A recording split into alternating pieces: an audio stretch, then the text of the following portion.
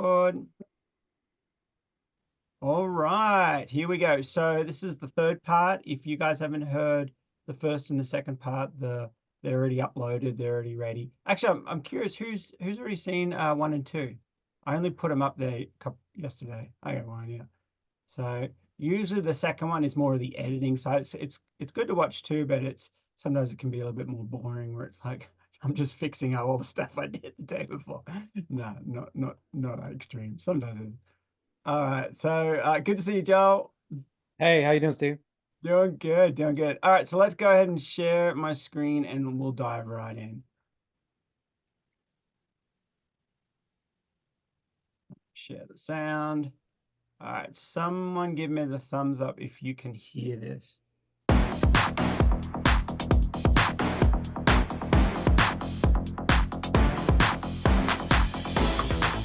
All right, cool. So let's go from the top, but just before we do,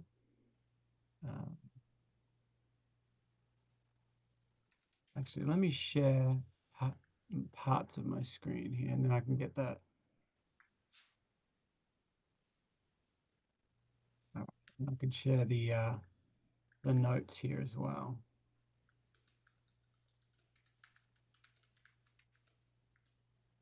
All right, and just in case if you're new here as well, make sure your camera's on mute just in case a dog barks or something in the background, and then it won't distract anything. But here we are. So okay, I'm just looking in the chat here. I think I'm late to the party.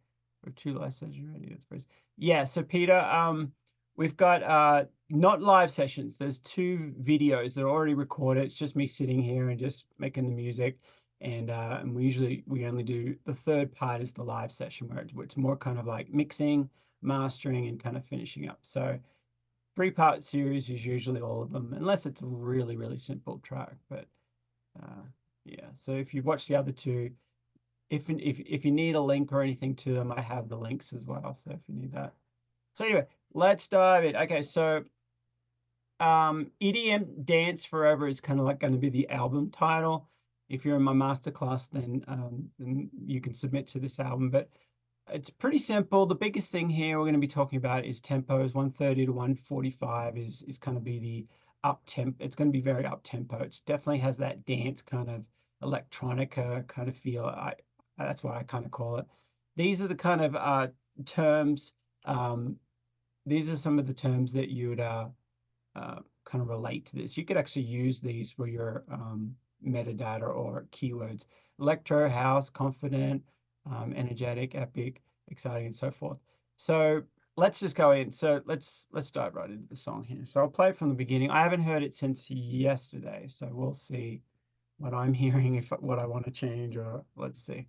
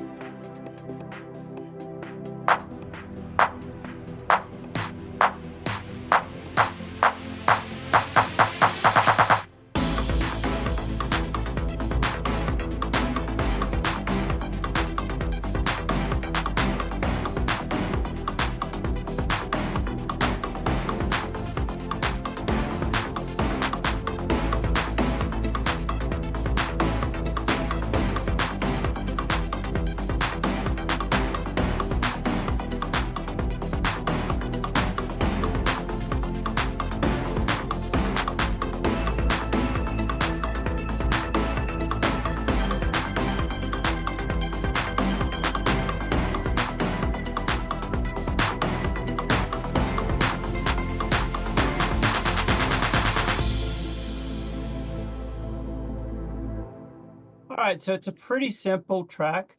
Um, it's to be honest, it's not my favorite. You know, but as I'm hearing, I'm like, okay, well, this is number two. I'm sure by three, four, five, I'd really start to dial this in. And it's just, yeah, I just want to let you guys know it's a good way to kind of know that, you just sometimes every track isn't like your Grammy winning thing. You just do your best, you wrap it up, and you get to that next one. And this one will serve a purpose. Who knows where it will be used or placed, but as long as we reach past that kind of 85, 90% level, we'll get this one placed somewhere. But then you just move on to that next one. So sometimes when you have a track like this, it's very easy, or if you're feeling the same way I'm feeling after a first listen, it's like, it's okay. If you're feeling that, you could spend another like 10 hours trying to fix it up, or just wrap it up in the next hour, next couple of hours, we wrap it up, and then you move on to that next one. And that next one might be 100 times better, or it might be just the same as like, still figuring it out. Then that third track is just gold. It's just dynamite. And that's really part of the secret of how I kind of, how my philosophy works. So let's keep wrapping it up. I want to turn these snares down. Something was happening with these snares, which was a bit weird. I didn't quite like. So I think it's these double ones here.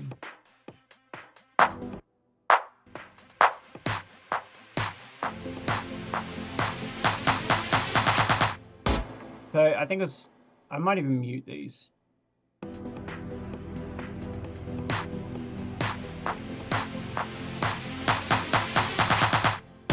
Actually, I think I'll keep them and mute these top ones that come in. Don't think I like them.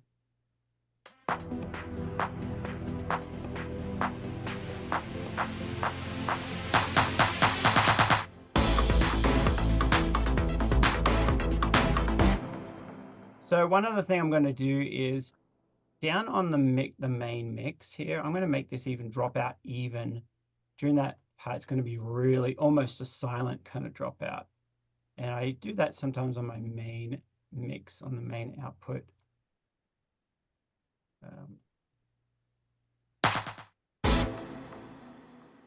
It'll probably be here.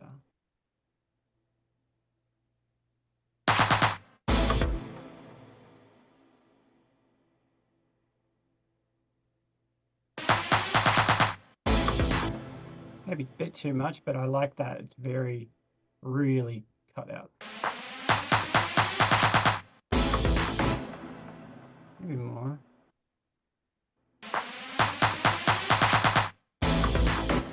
Yeah, that's better. Now I'm hearing that it's actually cutting a little bit off something off the beginning of this next note.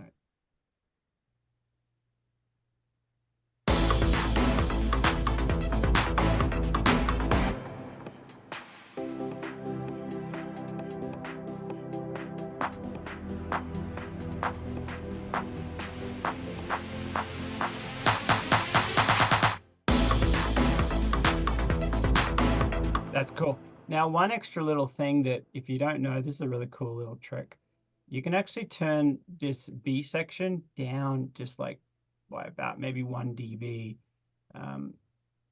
just in that. So it actually gives it even more dynamics when it does come back in. So we're actually too much there. That's 4. We want to go down by just 1.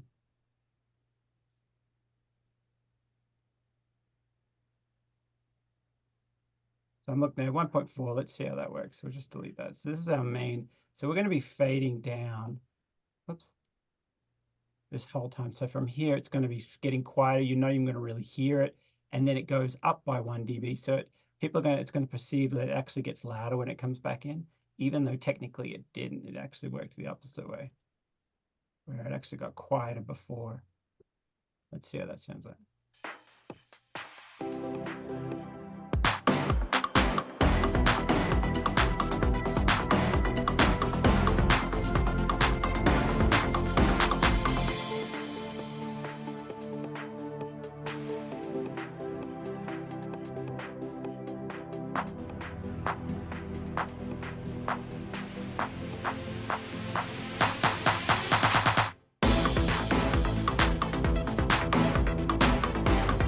Yep, so it feels like it just got that little bit louder. So let's keep going back. I feel like there's not enough low end. So that's the next thing. And as I'm just mixing this and kind of getting things low, I'm just going with what I'm hearing, what I'm feeling. So I feel like there's not enough low end. So the first thing I'm gonna do is take out any low end from all of these melody tracks. So I'll just make sure we've got a some sort of EQ on these. We don't have an EQ inserted, so I'm going to use one of my favorites.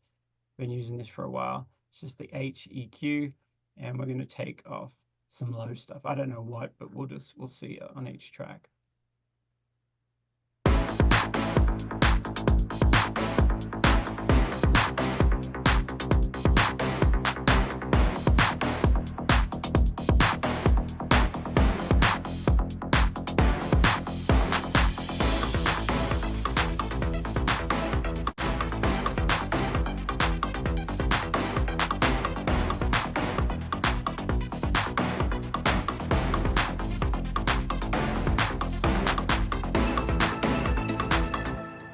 So I'm actually going to copy that EQ over to these guys.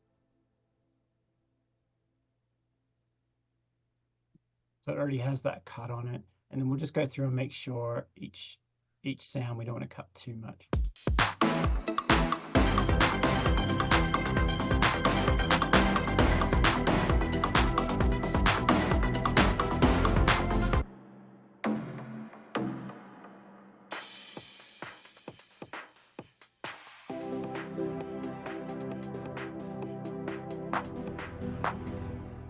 Let's just put this first section on loop for a bit.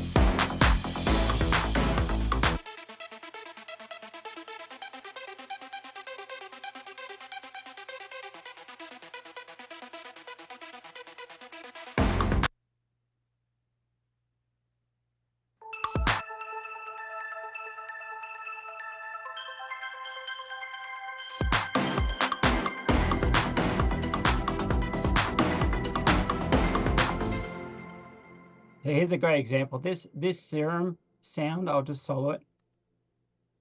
I don't know if it's playing.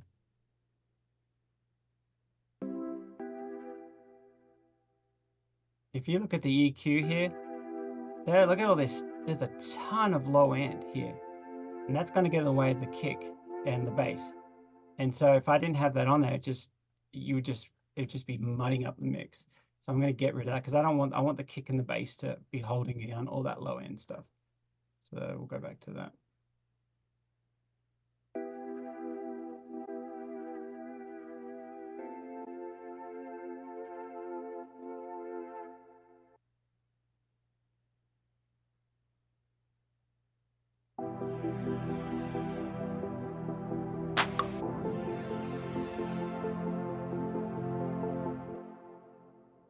That's got a lot of low end as well.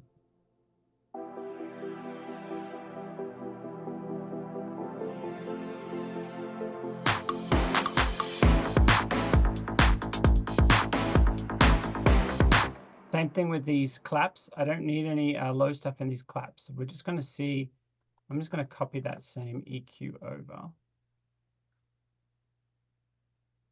I don't know, we shouldn't have any lows in that clip. We don't need it, so let's see if we do have.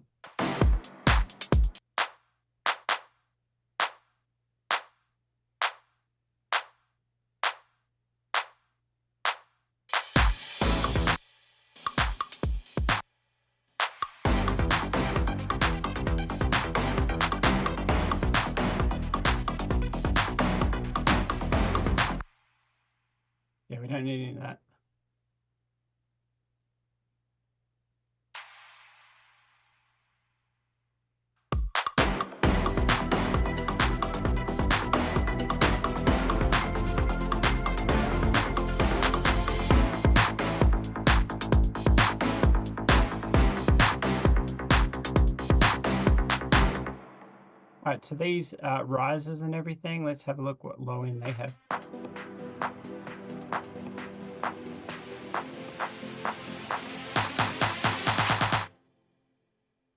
We'll just put an EQ on them just to see. Actually, that's not the right one.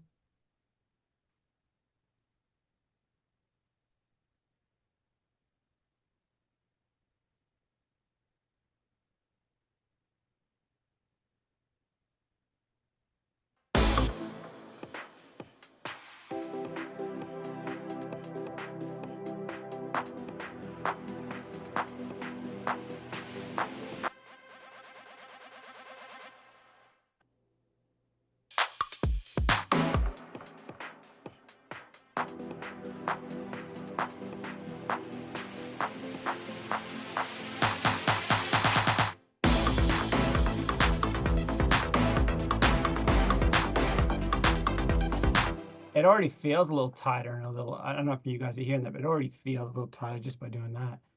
Let's go through all these other channels. This is the reverse symbol, I think. That doesn't need any low in it.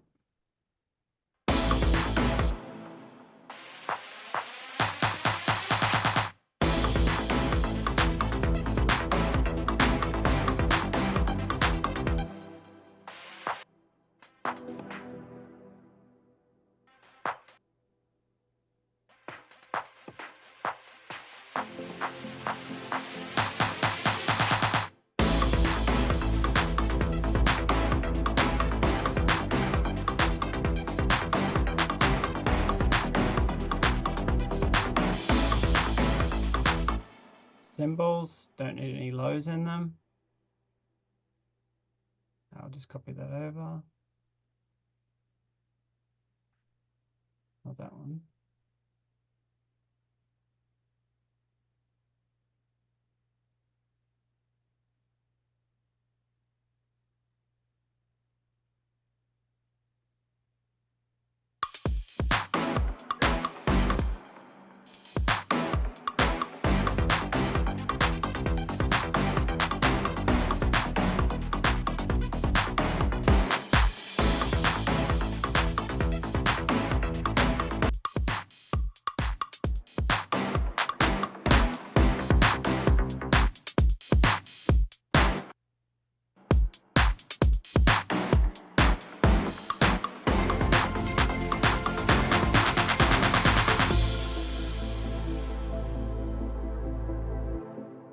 Cool. All right, so let's check out this bass now and how the bass and the kick are working together. Let's just move them up to the drums.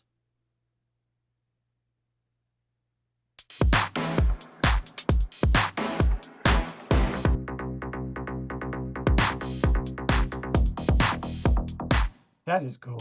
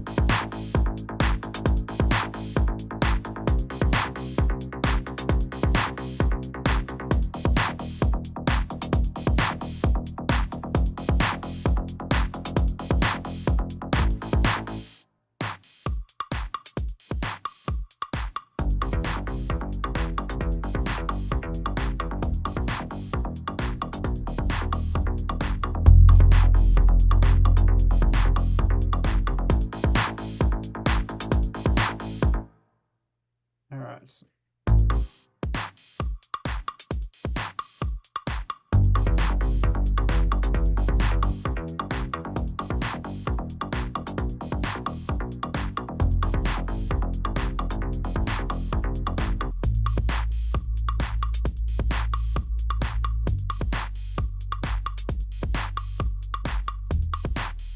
So if you're not sure what I've got here, I've actually got two basses. I don't usually do this that often, but I'm finding that this top bass here is a little bit more of a busy thing, and I liked it when I found it, and I still really, really like it. It's really cool, but it just didn't have the low end I wanted. So when I play these, this lower one here, the next bass, that is the low stuff. So let's just see what it's without it.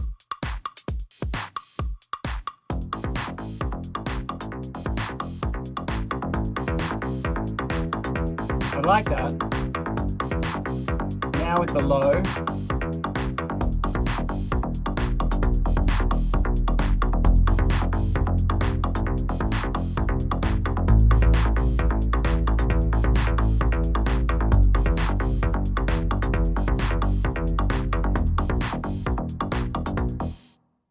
And what I'm doing here with that low bass, I've actually got a side chain on it from the top. There's a kick pattern on just on the floor, 1, 2, 3, 4, and that should be having a pumping kind of sound. I'll just solo that.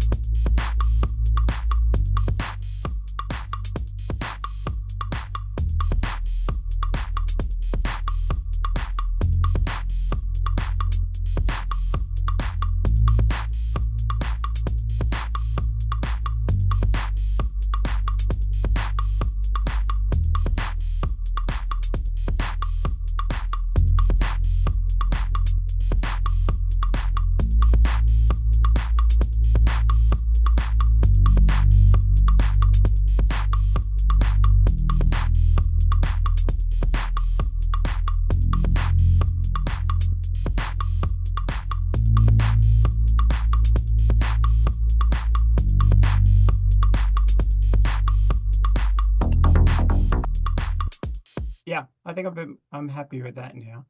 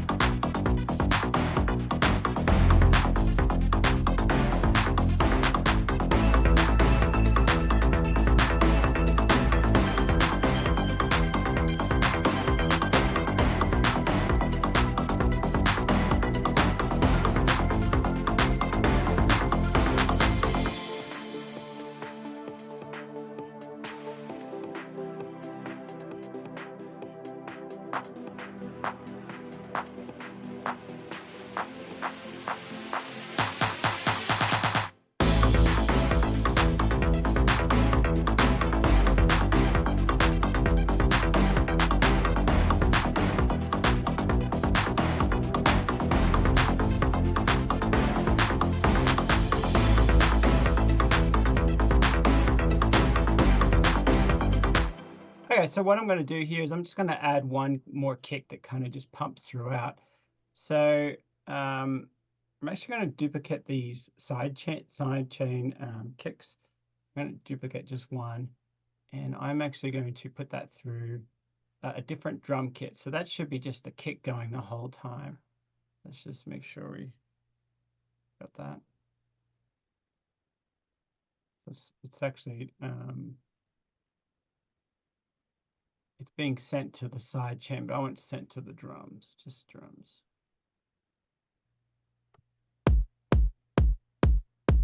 Let's find a lower kick that really complements.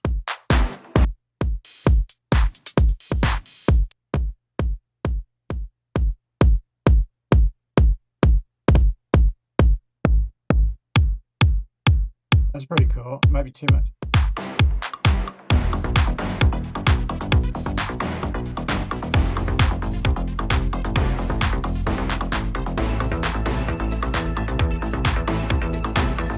Ha! That's what we wanted right there. That was great. So that's great. Get rid of this. That's what we wanted, just that little bit just added. So if you hear what I do when I mute that and when I solo it or mute it, you don't.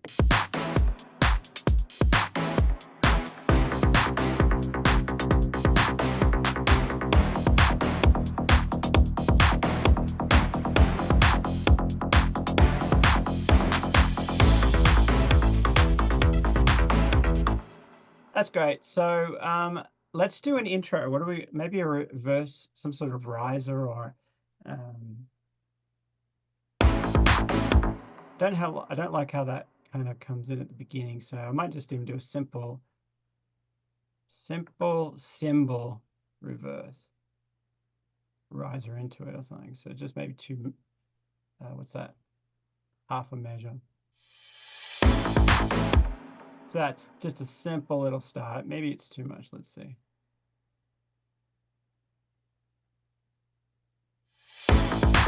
No, I liked it.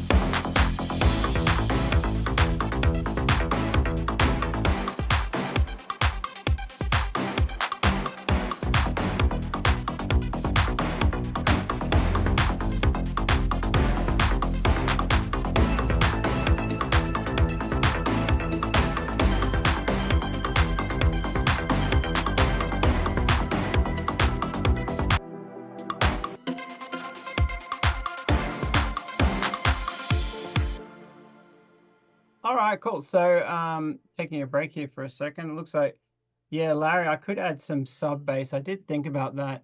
I have there's Waves has a plugin called Submarine, which is really cool. But I feel like there's already so much going on in this track. I feel like there's so much I'm trying not to do.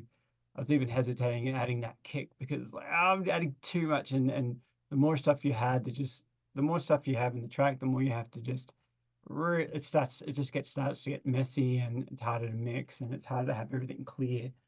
So I did think about that, and that is a great plugin. But in this case, I think I'm going to skip it. Good suggestion, though.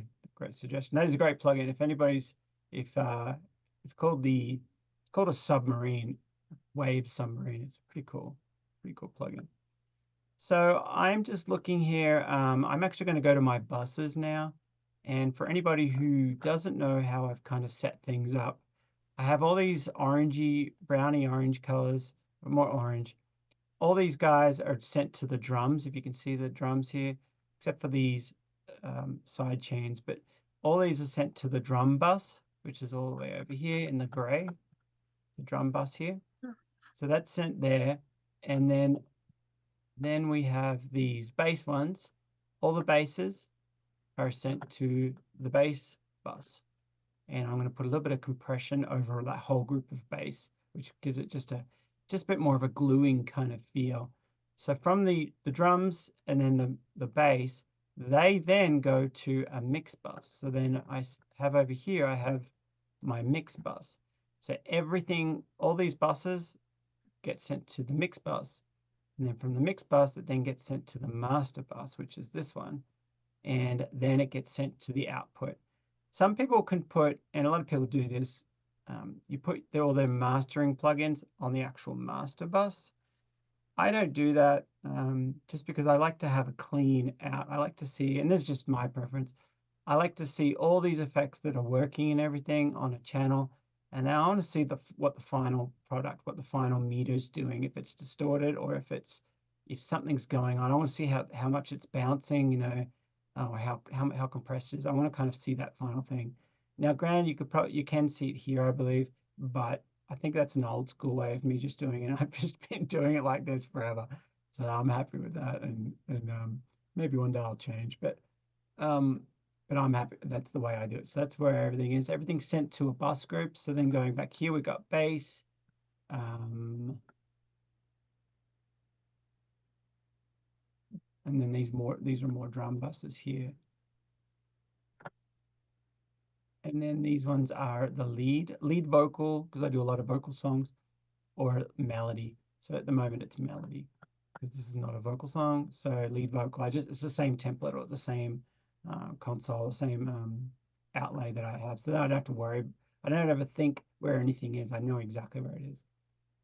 And then the rhythms, they all go to the rhythm bus right here. Titles are down there. And then the string bus. String, which is the pads, that goes to the strings here. Now I have a squash drums bus here. Now you might wonder what that is. That's what I do. As I said, this is just a template I use. This squash bus is what I use for like parallel compression on the drums. So sometimes I'll send all the drums, let's just say these guys, I'll send a little bit to that squash drums. And then I'll just, I'll send a little bit or whatever, and you'll see, let's just do that now. I think that's all the drums. Yeah.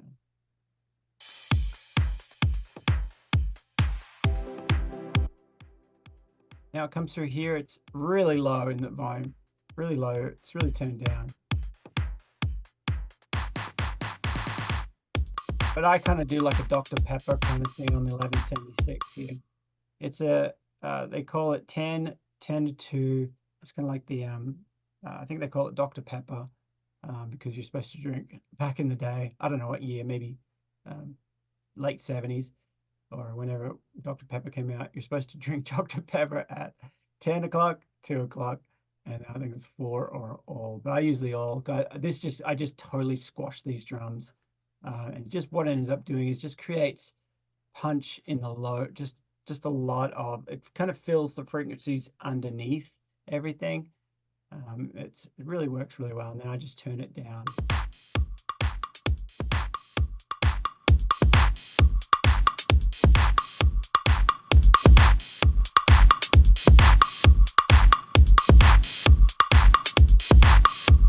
Now obviously that's way too much, but I'll play it for you and you'll see it as I turn it up.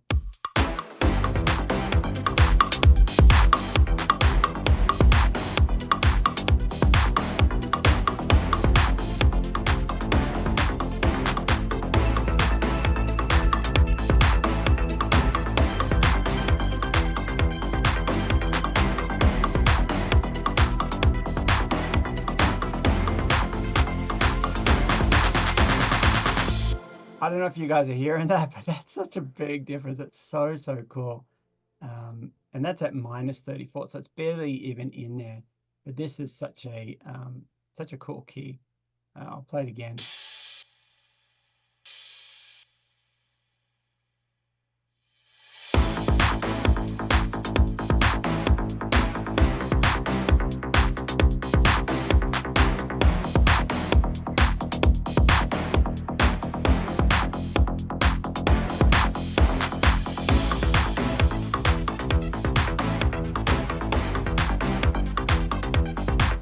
Isn't that cool? That's so cool.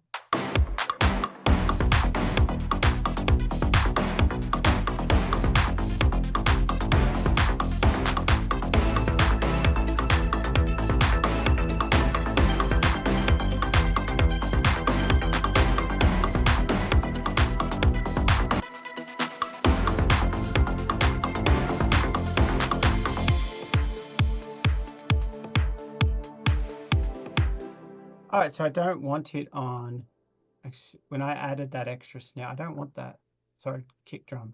I don't want that kick drum during the B section.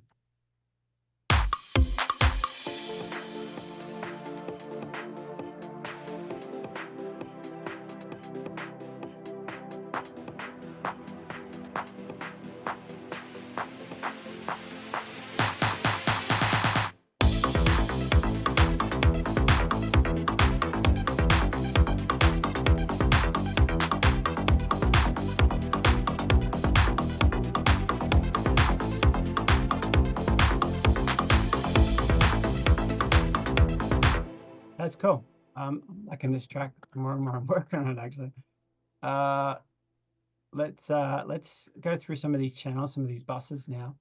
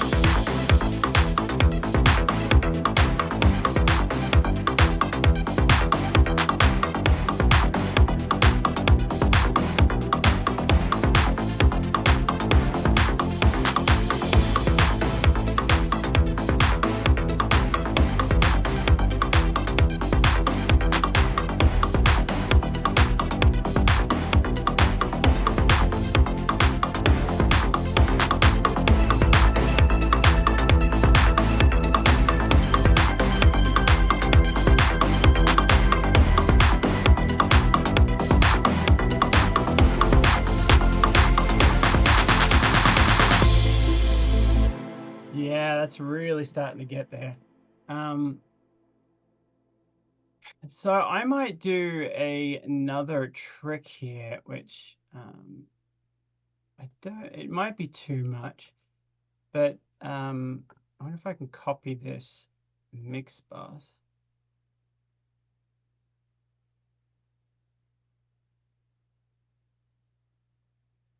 Copy channel settings, and then see if I can add one more bus.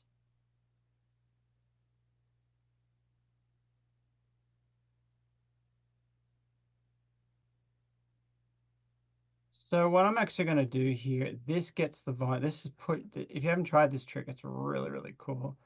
So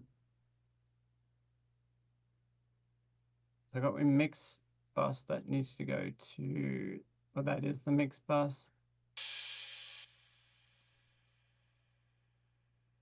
And we need to paste those settings.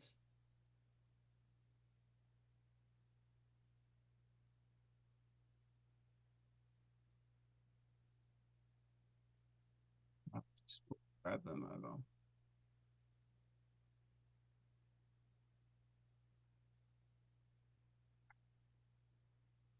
I'm going to do the same kind of parallel thing that we did on with these drums, but I'm going to do it on the whole mix, and it just fills up the whole. It just fills up all the gaps in between. So when a snare hits, there's the kind of the dynamics of it. There's this stuff in there in the middle, and it just feels like it's like a filler, and it's just so cool. So see if I get the routing right.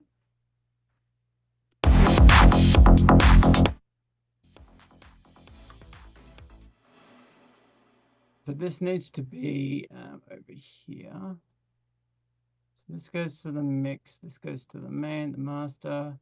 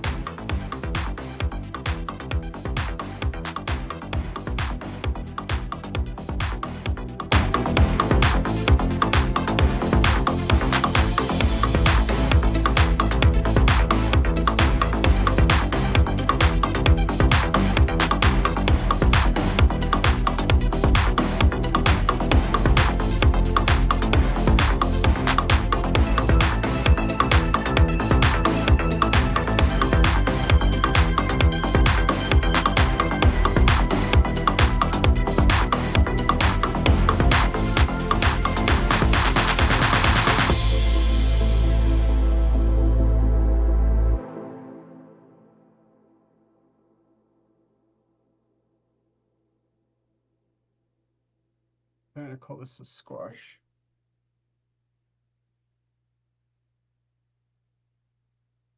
Squash mix, and we're going to send all a little bit to that one.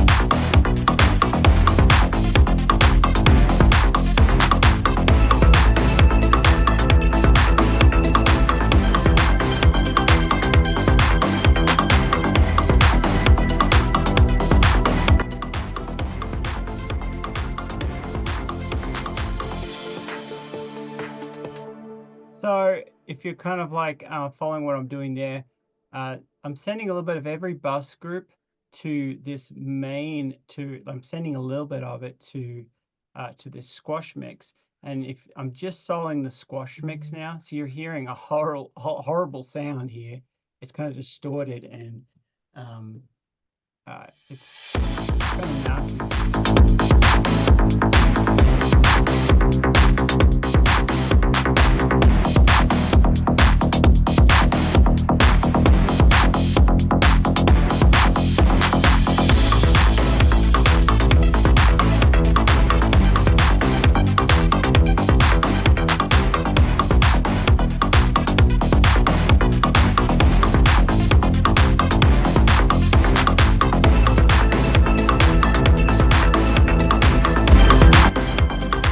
So what we're going to do now, and this is just pushing it to another level where it's just going to be so thick and so full. We're going to turn this right down until we can barely hear it. Then we're going to go on and off.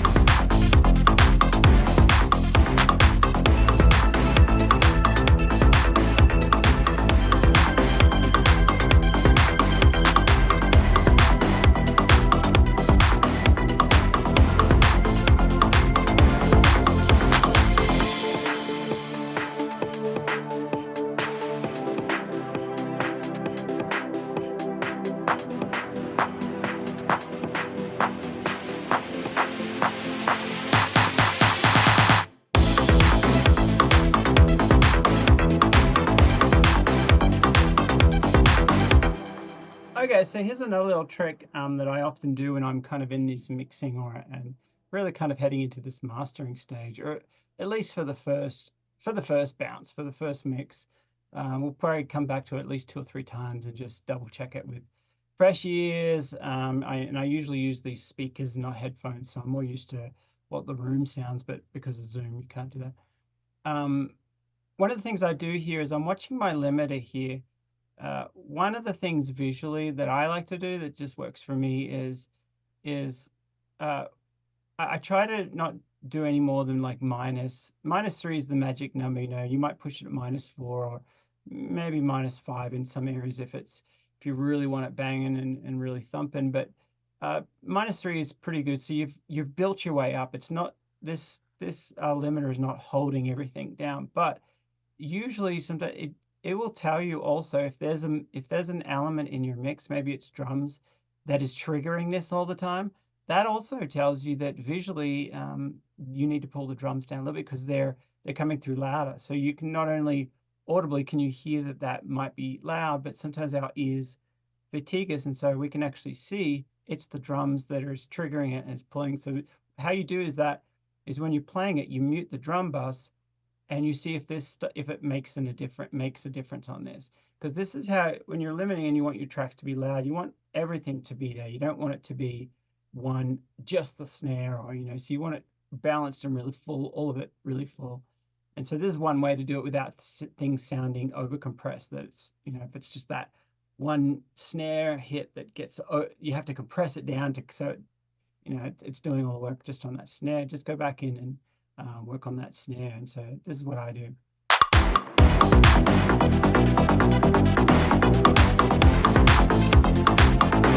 That tells me that the drums is pushing it a little bit. So I'm just going to pop it down just a bit.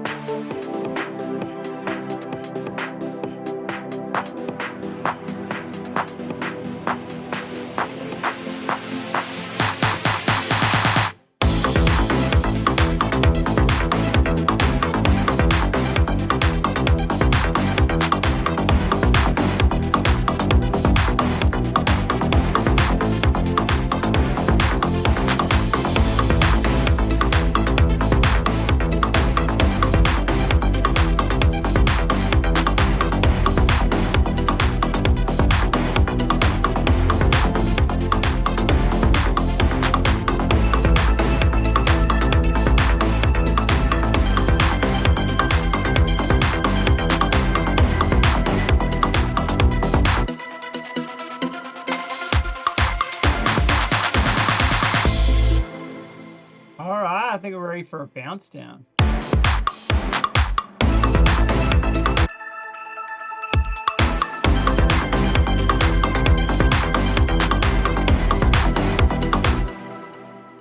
Cool. All right, so I'm just going to set my start and end. Is there any questions or how you guys are? So that's good. Okay, the dropout really works. Yeah, there's a couple of tricks. There's a couple of tricks here today. That I don't know if I've shared before. I might have, but yeah, dropping that down in the main master mix, in the main automating that down just a tad. That's a really cool trick. I learned that from the producer of Chainsmokers. So that's none of these tricks are. I think it'd be nearly impossible to invent anything. And then doing the, I don't know where I learned the other if you want the track just to really hit hard, doing this parallel compression on a mix bus is a really cool trick there. It's really cool. Yeah, thanks, Jackie. Yeah, it's yeah, it's a fun process, and learning all these different tricks is really cool because you can sometimes you use them, sometimes you don't. You don't have to do everything in every track, you know. It's like if it's and the best thing, I always say this, but the most important thing is fresh ears. Come back if you can afford the time, the luxury, if you can afford to come back to it a couple of times and fine tune that mix with fresh ears, that is just so good. That is great. That is really a luxury, a really good thing. So let me just get this ending where it would go.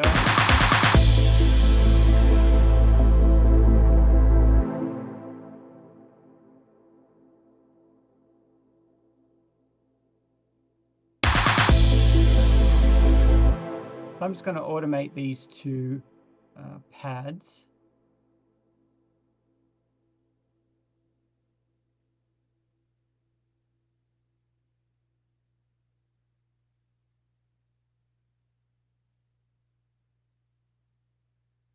Just make sure these pads go down.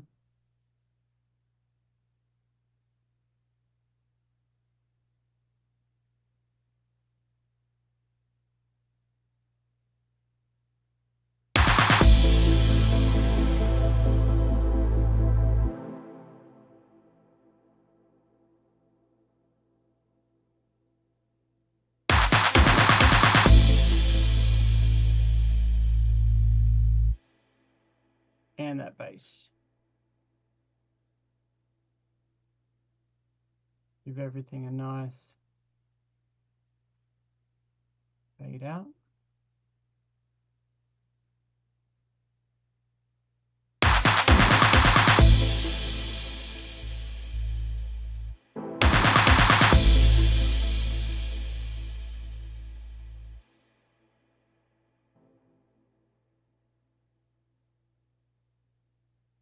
I'm actually going to bring that out a bit longer.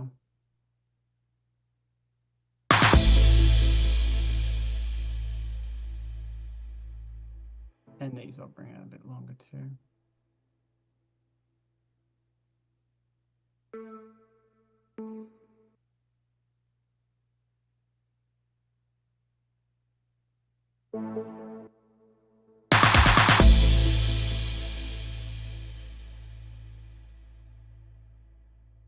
Nice, cool. And a master fade here.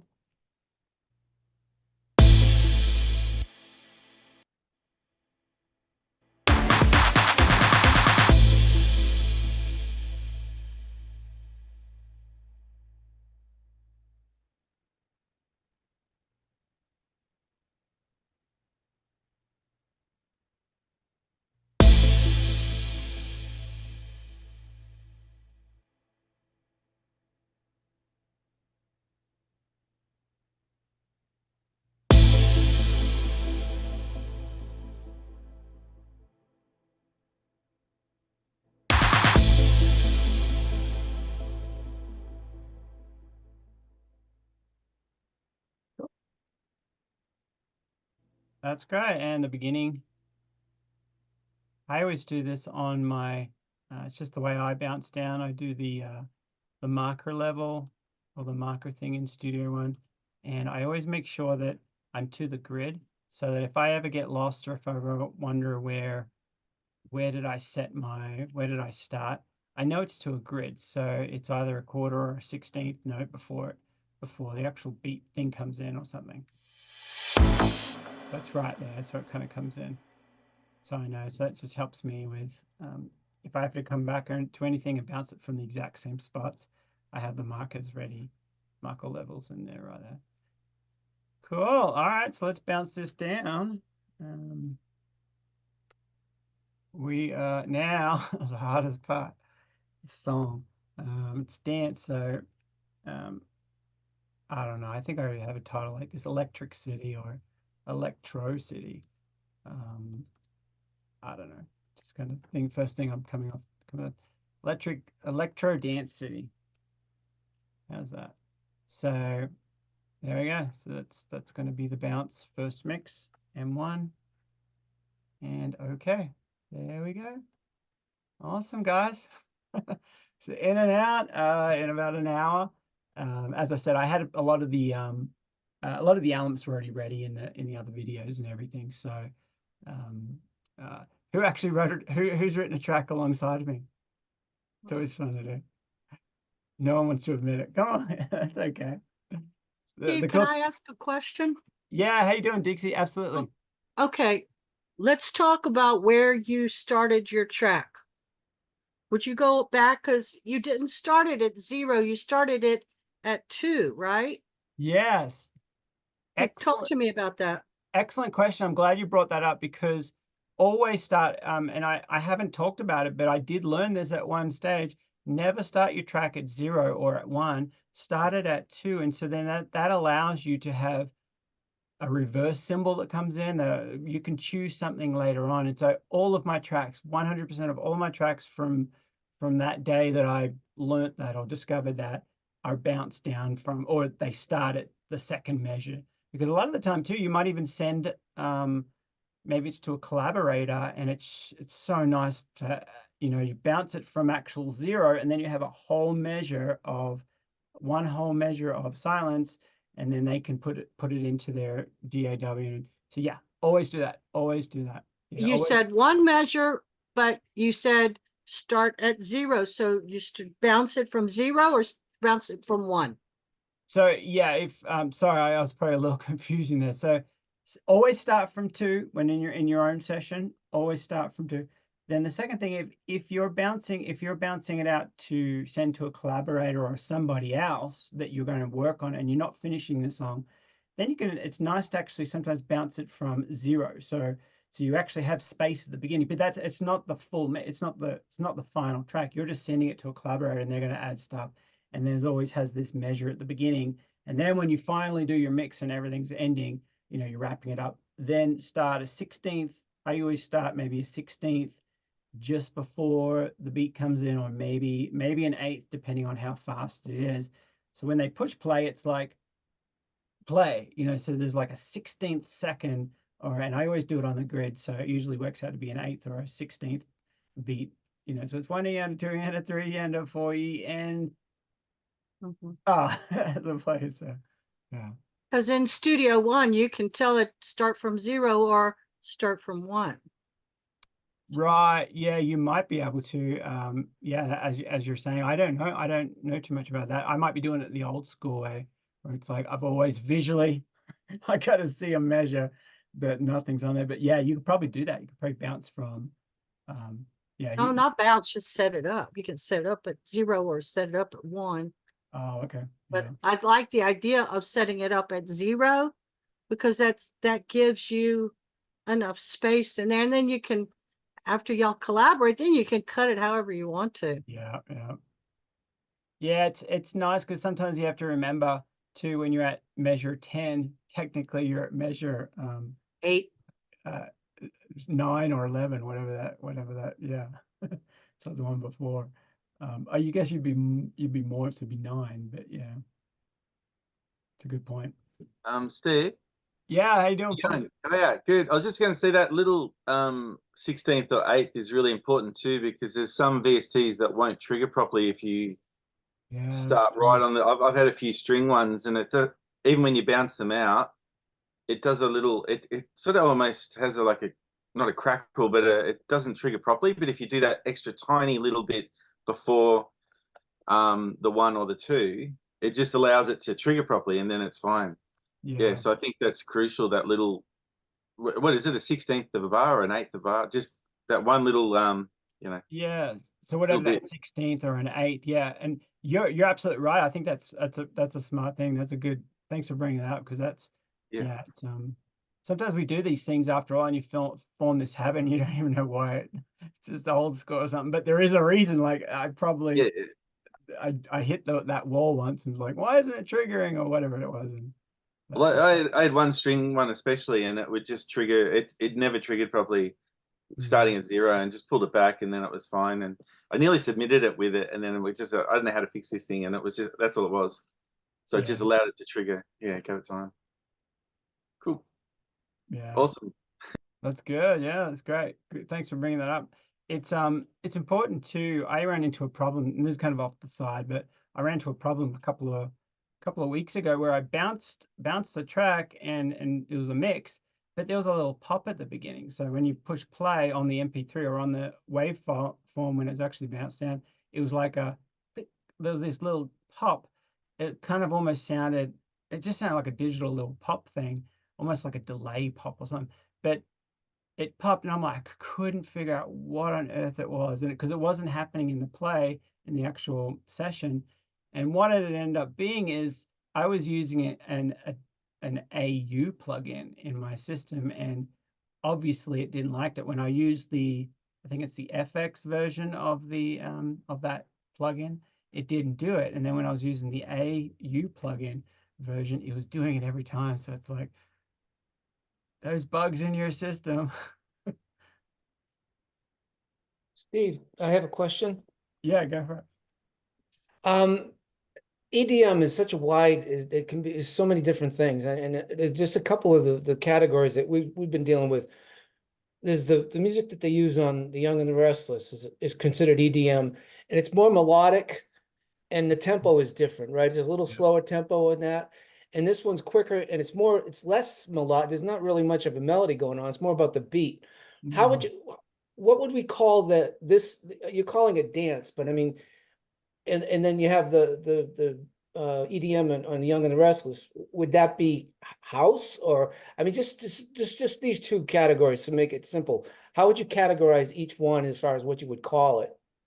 Yeah, and that's an excellent question. And gosh, yeah, everything under EDM, which is electronic dance music, anything under that umbrella, there is so many genres, there are so many subgenres, and it's endless. And so the two categories that you're kind of talking about there, I would probably put the Young and the Restless, one of their, for anybody who doesn't know, they have a location that's kind of a bit more upper class, kind of more adult friendly. They're drinking and it's more cocktails and kind of and it's that they use kind of I would probably call it chill out. The kind of words that I would use is more kind of chill out. It's a lower tempo, it's anywhere between 90 to 100, maybe 105 or 85 to 100 maybe.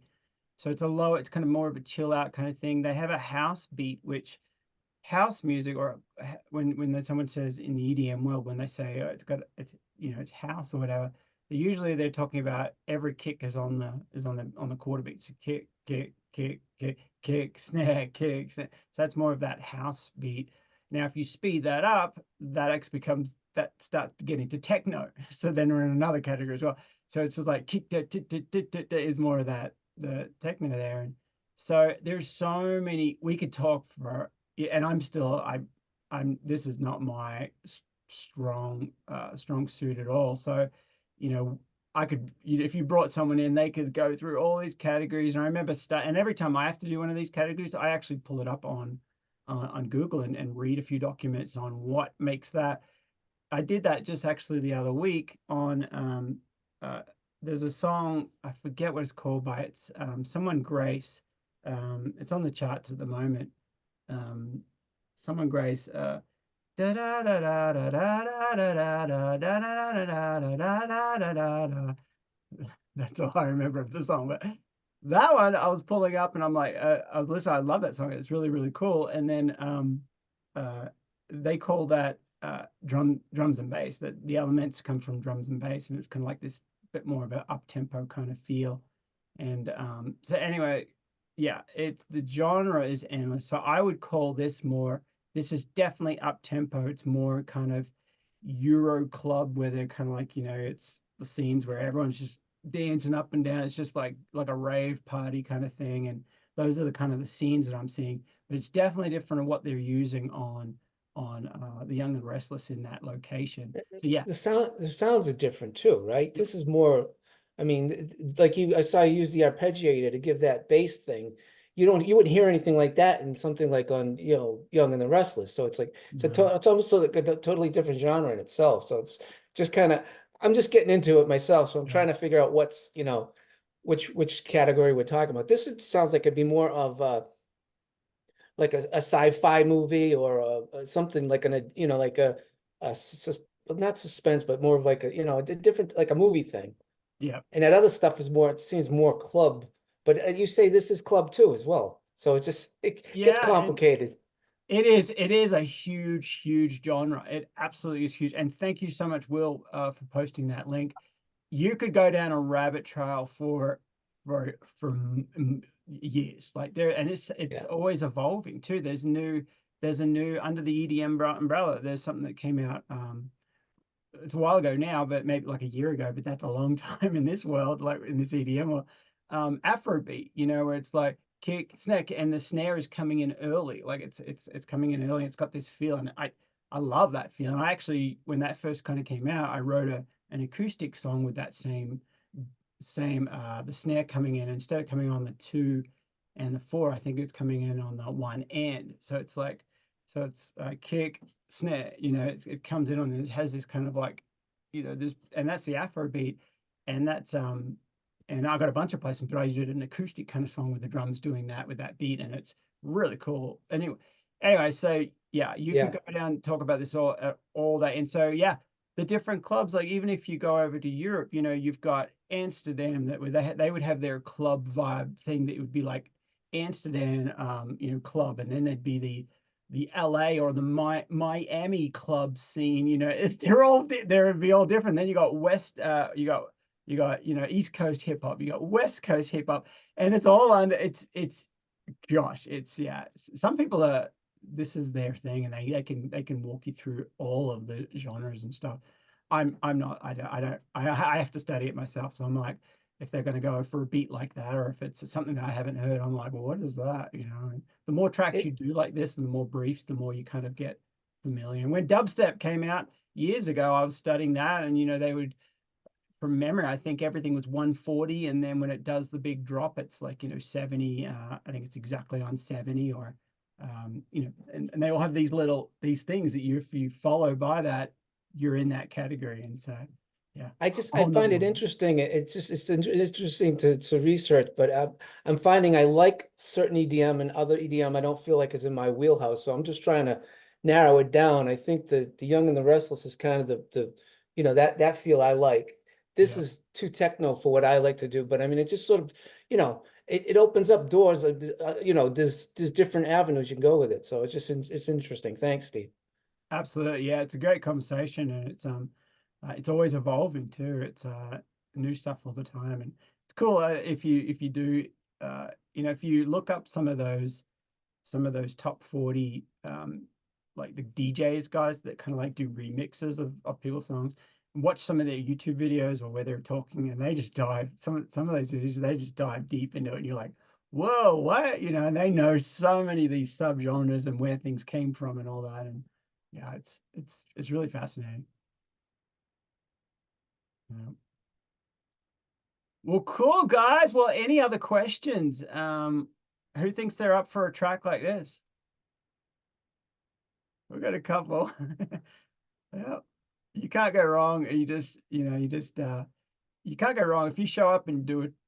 If you show up in front of your DAW and you put a few hours in and complete a track, you can't go wrong. So you're going to get that much better, and you're going to probably learn one trick. Or try, actually, if you didn't hear any of these, or if you haven't tried one of those couple of tricks that I did, do that this afternoon. Just pull it up on one of your tracks and try it, because the more you do it, then you're more like, oh, I get it. I understand what you're saying. Okay, save. Now I got another trick in my backpack. So, and then you can pull it out whenever you feel like the song needs it. So awesome, guys. All right, I'm gonna let you all go. Have a great rest of your Sunday. Always good hanging out with you guys and doing these live sessions. If you don't have this replay will be up on YouTube the next few days. But if you don't have the replay, or if something happens, reach out to me and I'll definitely send that all to you. But it will be, all the 3 replays will be in the post, or reach out to me if you can't find that there. Awesome, guys. Always good to see ya. I will see you guys in the chat. All right, later.